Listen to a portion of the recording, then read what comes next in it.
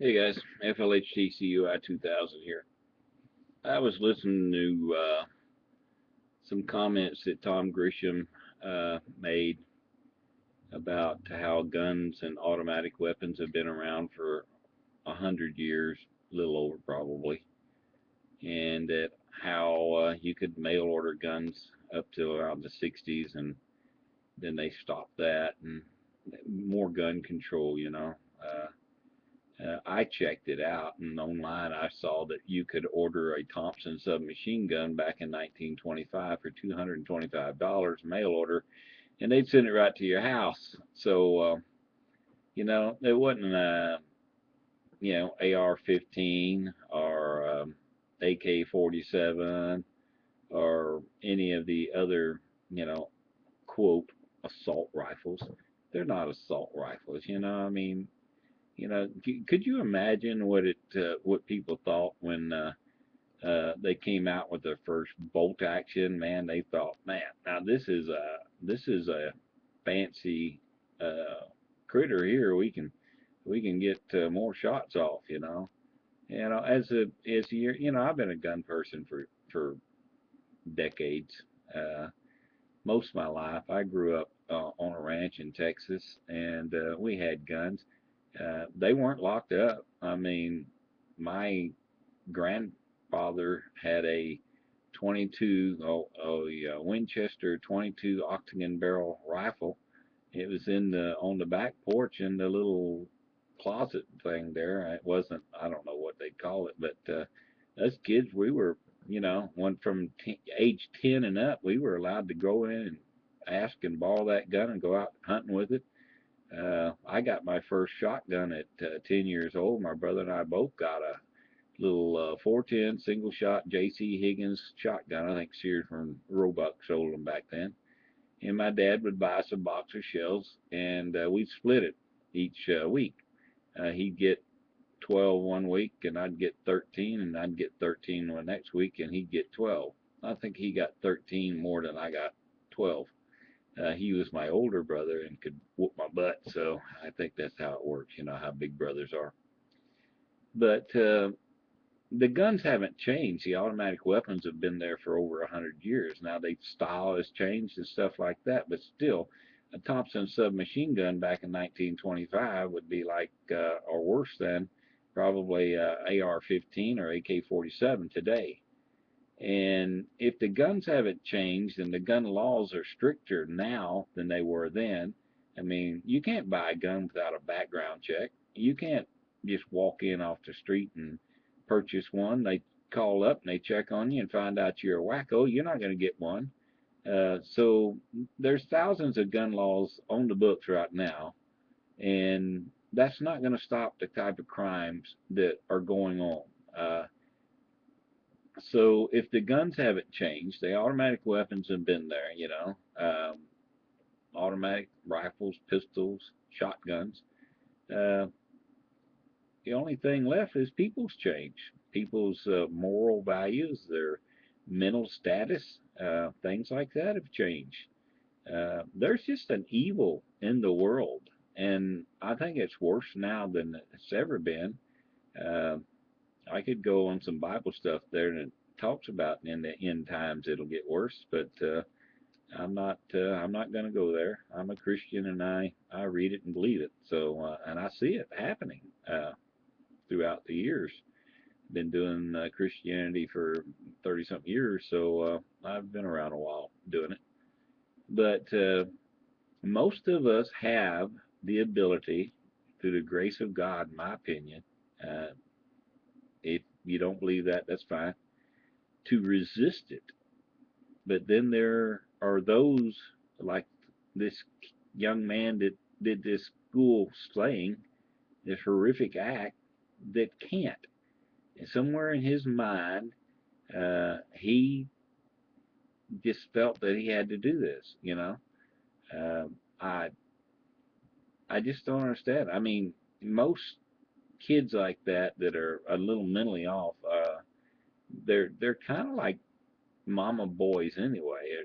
I know some over the years. I still know some, and they really think the world of their mother, and their mother thinks the world of them. And it's good because that's what keeps them under control. But him to go in and shoot his mama in the face, take her guns, and then go do this horrible crime, kill all these children, which there's nothing worse, nothing bleeds your heart worse than uh, a small child uh, getting killed. Boy, that's kind of hard. Anyway, so the people's is what the common denominator here is the people. The people's change, and we need to address the mental status, the mental illness that's going on out there. I mean, come on, guys. I mean, we got kids in school on stronger drugs than old people like myself take for aches and pains. They got them on Ritalin and antidepressants, and the TV's covered with. Do you feel depressed? Do you show any of these symptoms? Well, talk to your doctor about taking XYZ. You know, uh, my brother-in-law and best friend in the world killed himself not too long back. And if I would have made a list of 100 people that I thought might kill himself, he would have never crossed my mind. But he was having some issues and had been sick for a while with some intestinal problems. And his doctor uh, said, "Well, I believe you're depressed," and they put him on Cymbalta, I think it was, an antidepressant. Now they say it's good for pain, chronic pain. So it's an antidepressant, it's chronic pain, and it clears your acne up and makes your hair grow. That's kind of why they do this. It's a universal drug, kind of like the snake oil salesman back on the back of the wagon hawking his goods back then that made was good for everything from rheumatoid to gout to this and that. And the only thing it was good for is to get you a little drunk because it's like 20% alcohol in it or something like that. Yeah, you felt better. I guess if you were a teetotaler and you didn't believe in drinking, but this was medicine, so I can take this and it makes me feel better. Kind of getting off subject, aren't I? But anyway, after a few days of taking that, he felt good enough to take his 44 Magnum out and shoot himself and kill himself. And he shot himself through the chest, and while his wife was gone to church. And terrible, tragic loss in my life. I mean, you're lucky to have one friend like that in a lifetime, and man, it was hard. It's hard for me to even talk about it now. That was 6 years ago. So, um, gun control wouldn't have helped that. I mean, he somewhere that I think it's the medication. Everybody said this, it wasn't, and stuff like that. Uh, I lost an older brother. My older brother lived down in Texas, where I grew up, and him and a guy got in an argument in his house. The guy shot him and killed him. And now, granted, my older brother's lifestyle was not what you'd call great. I mean, he come back from Vietnam and joined up with a motorcycle gang down there, and he was an outlaw biker. Went to prison, come out of prison, so on and so forth. Typical biker group. He rode with the banditos down there. I don't know much about it. I kind of shied away from it. I've been riding motorcycles before he ever even thought about riding them, and back then, and still ride them, but never went that way. And it's just the grace of God that I didn't, because if I'd stayed down there, I probably would have. But I got in a little trouble as a teenager and ended up my dad dragging me to Arkansas, and we were living here in Arkansas, and it kind of separated me from him and probably saved my life. So it was a good thing. But I never thought about gun control. And I've had him get killed by violent gun action. Never crossed my mind that gun control would be part of it. I mean, him and the guy got in an argument, and he got killed with a gun.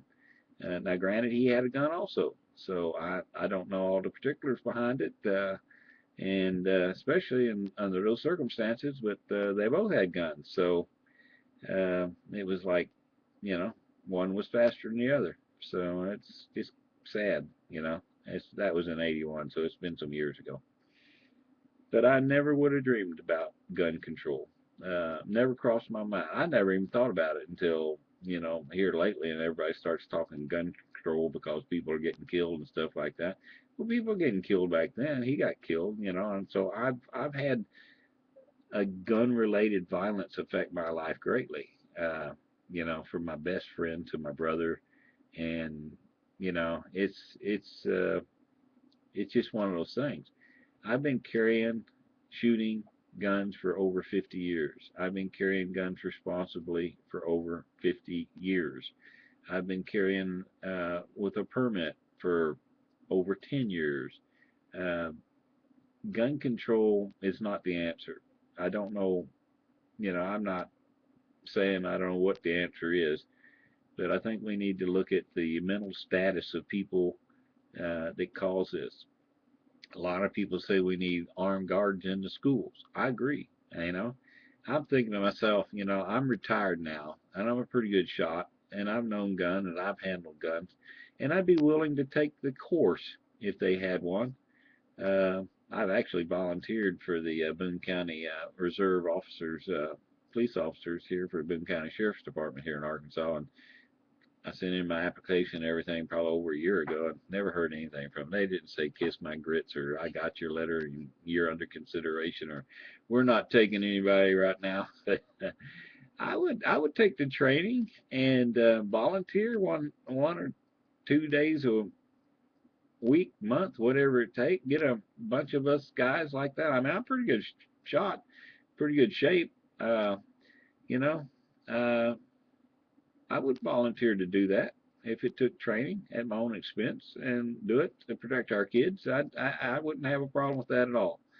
And I think there's a lot of people coming back from the military. You know, they're looking for jobs. You know, if they wanted to hire them and pay them, or else you can have volunteers, like I was saying. Maybe that's an answer. You know, at least you have somebody in the school or the area that could respond. You know, don't know. May not be the answer. I know banning automatic weapons or so-called assault rifles that are not really assault rifles. They're not fully automatic, you know. Uh, that's not the answer either. So just nutty people out there and things like that. Not much more to say than that. It's cold, 29 degrees here in Arkansas, Harrison, Arkansas. And wind's been blowing like crazy all day, just blowing everything. Blew my flag plumb off the front of the garage, and I found it when I took the trash out a while ago, laying on the ground. And I had to roll it up and stick it in the garage until this wind dies now. Anyway, that's my thoughts on the matter. It don't mean a whole lot about anything, but you know, I've been involved directly and affected directly by gun violence and death, and not once, not even the least bit, thought about uh, maybe you shouldn't have guns. I mean, my brother-in-law had a lot of guns. He was a big hunter. Uh, we both had similar guns, you know. Not sure. My older brother shouldn't have had a gun because he just out of prison and he should not have had a gun. But yet, you know, hey, he was an outlaw. He had a prison record. He rode with the banditos. He was a criminal basically. Uh, he was out on uh, probation and wasn't supposed to have a gun, but he had one. You know, so what would gun control do for that? You know, I don't know. Don't think it'd help it either. I actually have the gun. Uh, I have it now, and I don't. You know, it's upstairs, and it's a Model 39 Smith and Wesson. Uh, Beautiful gun. I enjoy it. I like it, and you know, it didn't save his life, but who knows? It might mine someday or somebody else's. Never know. I also got a Glock and a Ruger and a few others that much more modern than that one is. Although that one's pretty modern for its time. Anyway, 15 minutes. Catch you guys later. We'll get back. Hopefully, I wasn't rambling on too long there, and you know, just going. It's 2:28 in the morning here, and I'm going to bed. God is good to me and mine.